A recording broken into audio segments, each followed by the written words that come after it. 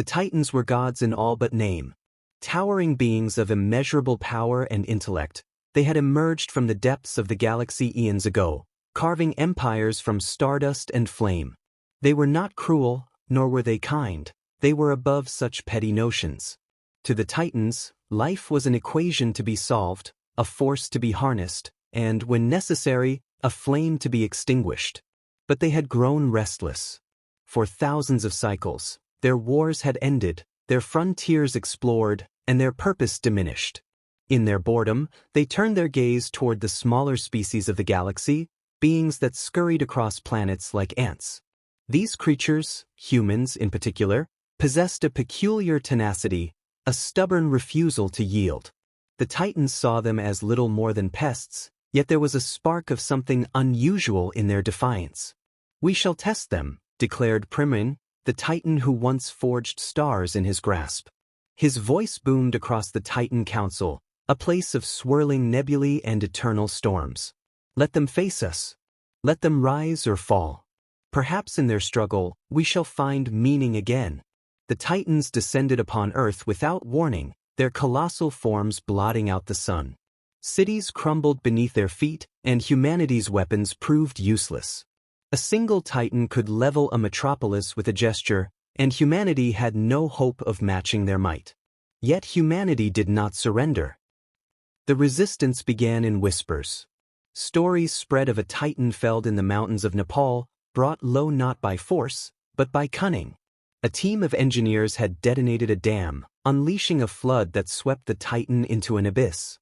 It wasn't a victory in the traditional sense. The Titan emerged days later, battered but alive, but it was proof that the gods could bleed.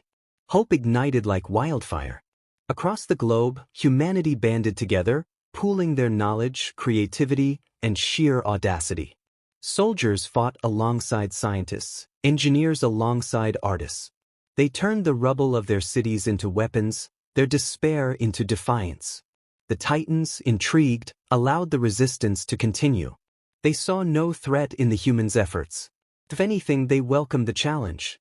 "You are ants clawing at the feet of giants," mocked Terralith, a Titaness whose laughter could shatter mountains.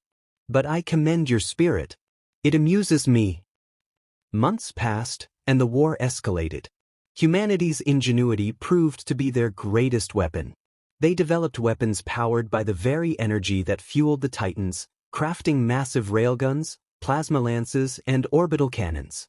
They built mechs the size of skyscrapers, piloted by teams of the bravest and brightest.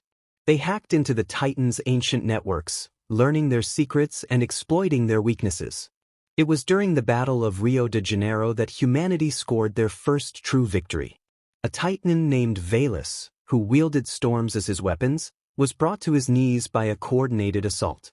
Hundreds of drones swarmed around him, distracting and disorienting the giant, while a squad of mechs delivered precision strikes to his vulnerable joints. Finally, a railgun mounted on a battleship fired a shot that pierced his chest, sending him crashing into the ocean. The world erupted in celebration. For the first time, humanity had proven that the Titans were not invincible. The Titans began to take humanity more seriously. They unleashed their full power, summoning hurricanes, earthquakes, and firestorms. They wielded weapons of unimaginable destruction, erasing entire regions from existence. Yet humanity endured. For every city lost, another rose in its place. For every life taken, 10 more stepped forward to fight. Epic moments abounded. In the ruins of Tokyo, a lone pilot named Akira Takashi sacrificed himself to destroy a Titan named Zorith. Using a prototype mech equipped with a self-destruct mechanism, Akira lured Zorith into a trap, detonating the mech and taking the Titan with him. His last words, broadcast to the world, became a rallying cry: "Humanity stands together, or we fall alone." In the skies above New York, fighter jets piloted by an elite squadron known as the Valkyries engaged a Titan who controlled the winds. The battle was a breathtaking display of aerial acrobatics and precision strikes. The squadron leader, Commander Elena Vasquez, delivered the killing blow by launching her plane directly into the Titan's eye, ejecting at the last moment. In the deserts of Africa, A coalition of nations united to bring down a titan who manipulated fire. They built a massive cooling system, creating an artificial storm that extinguished the titan's flames. Then, using explosives crafted from scavenged materials, they collapsed the ground beneath him, burying him in a tomb of sand and stone. As the war dragged on, the titans began to question their purpose. Humanity's resistance was more than a simple struggle for survival. It was a declaration of existence, a refusal to bow to forces beyond their control. The titans who had sought glory found themselves confronted by something far greater, the indomitable spirit of a species that refused to be broken. Primaeon, once the most arrogant of the titans, began to change. During a battle in the Arctic, he spared a group of human soldiers who fought to protect a refugee convoy.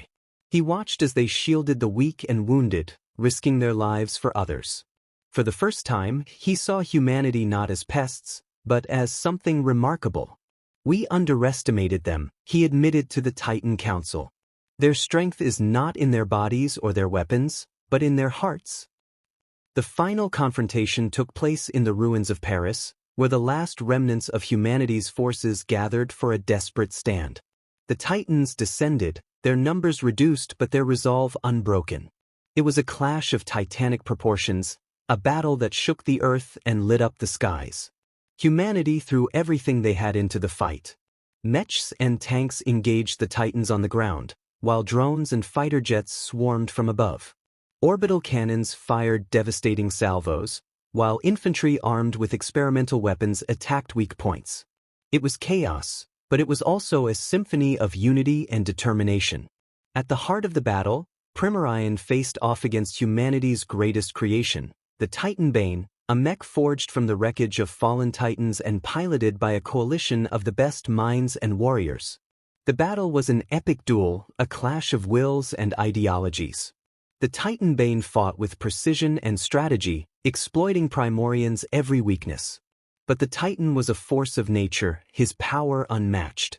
In a moment of desperation, the Titan Bane's pilot, Captain Aisha Rahim, activated the mech's core, a weapon capable of generating a black hole. It was a suicidal move, but one that would ensure Primaeon's defeat. As the black hole began to form, Primaeon paused. He looked at the humans who had fought so fiercely, and he saw not enemies, but equals. "Enough," he said, his voice resonating across the battlefield. With a gesture, he dissipated the black hole. "You have proven yourselves. We sought glory, but we found something greater. We found you." The other Titans, inspired by Primaeon's words, ceased their attacks. They left the battlefield, retreating to the stars. Humanity, battered but unbroken, stood victorious. In the aftermath, the Titans became myths, their presence a reminder of what humanity could achieve when united.